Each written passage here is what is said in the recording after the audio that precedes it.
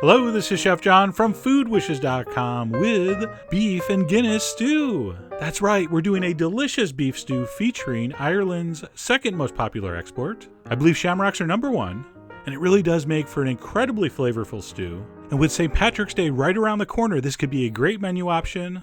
I mean, you don't want to repeat last year, where you drank too much green beer and ended up eating Lucky Charms for dinner. That wasn't good. So we're going to start by going over to the stove where I have a heavy skillet on medium-high heat. I'm going to throw in a few slices of bacon that I cut up, and we're going to cook that until all the fat's rendered out and it's pretty much crisp. All right, it's going to look like that. We're going to turn off the heat. We're going to transfer the bacon into our stew pot, all right, reserving as much of the fat as we can because we're going to use that fat to brown our chunks of beef. So you should have at least a tablespoon or two of fat in there. If it doesn't look like you have enough, add a little splash of vegetable oil, but it should be fine.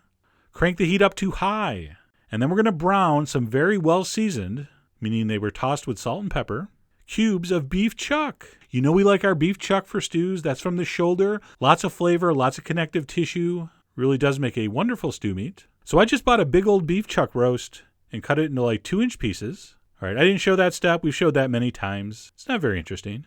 You take one big piece of meat and make it into lots of smaller pieces. Pretty straightforward. So we want to brown that very well over high heat. And once those pieces are nicely seared, you can go ahead and dump those right on top of your bacon bits. And then we're going to use the pan for a third time, this time to soften our onions and get our cooking liquid prepared. So I'm going to toss in 2 onions that I just roughly chopped, kind of a large dice. We're going to put the heat back on medium, and we're going to sweat those onions for about 5 minutes with a big pinch of salt. They'll start deglazing the bottom a little bit, picking up some of that beautiful caramelization. After about 5 minutes, I'm going to dump in my minced garlic, and we don't want that to brown or get bitter. So we're only going to cook that for about a minute. And you can see through to the bottom of the pan, we have a beautiful fond built up. And you know what fond is. That's all those caramelized juices at the bottom of the pan. So once that garlic is cooked for about a minute, we're going to go ahead and deglaze with our Guinness beer. There it is. Guinness Draft, which is weird because it's in a can. And we're going to pour that in. So I'm using one, I believe it's a 14-ounce can. And once you pour the beer in, just simply give it a stir with a wooden spoon, scraping along the bottom. We want to make sure all that lusciousness from the bottom of the pan dissolves into this liquid. I would say just give it 2 or 3 minutes on medium, stirring like that. And at that point, you can go ahead and dump that into your stew pot. And by the way, don't taste anything yet. It's not going to taste good yet. It's not even really going to smell good yet. It smells a little bit like a wet leprechaun at this point. But don't worry, it's going to get incredibly delicious. So we're going to dump that into our stew pot. And then it's time for the rest of the ingredients, first of which would be some tomato paste. And I wish there was a less attractive way that I could put that in there. All right, so about a 1/4 cup of tomato paste. I'm also going to throw in some fresh thyme. Do not pick those leaves off. It's always easier to pick out stems than pick off stems. Do not forget that. We're also going to add some carrots and some celery. Very traditional, of course. We're also going to add just a touch of sugar to balance the bitterness in the beer and some freshly ground black pepper. And then last but not least, we're going to add enough chicken broth to just basically come up to the top of the ingredients. All right, just a couple cups. Now, as far as salt goes, I generously salted my beef, and I also generously salted the onions. So I think I'm okay for now. Of course, you're going to taste and adjust as you go. That's the rule.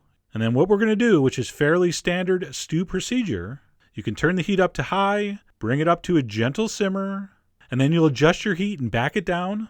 You want it just lightly bubbling like that. And then basically we're just going to cover that and cook it till fork tender, which is going to take about 2 hours. Depends on how big you cut your beef. And of course, with any simmering stew, every once in a while, take off the lid, give it a stir. If you want to skim a little bit of foam or fat from the top, feel free.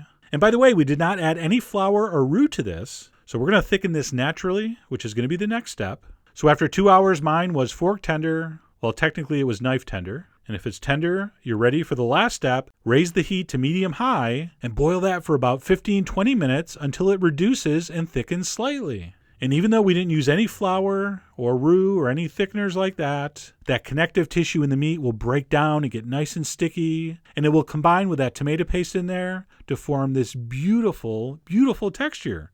I mean, look at that. It looks like we thickened it, but we didn't. That is just natural stewy goodness. And there you go. You can see those thyme stems. Very simple to pick out now. All right, so don't waste your time. Sorry, no rim shot. That was not an intentional pun. Doesn't count. Of course, you know you got to taste this for final seasoning. Might need a little salt. If you put in a little cayenne, I wouldn't be mad.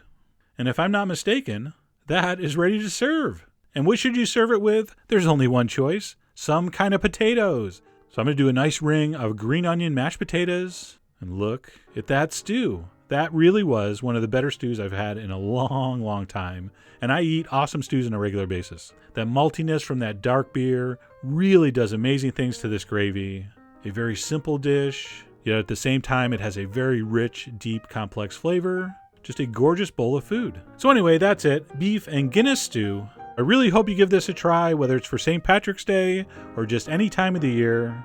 Head over to foodwishes.com for all the ingredient amounts and more info as usual. And as always, enjoy and Aaron go bragh.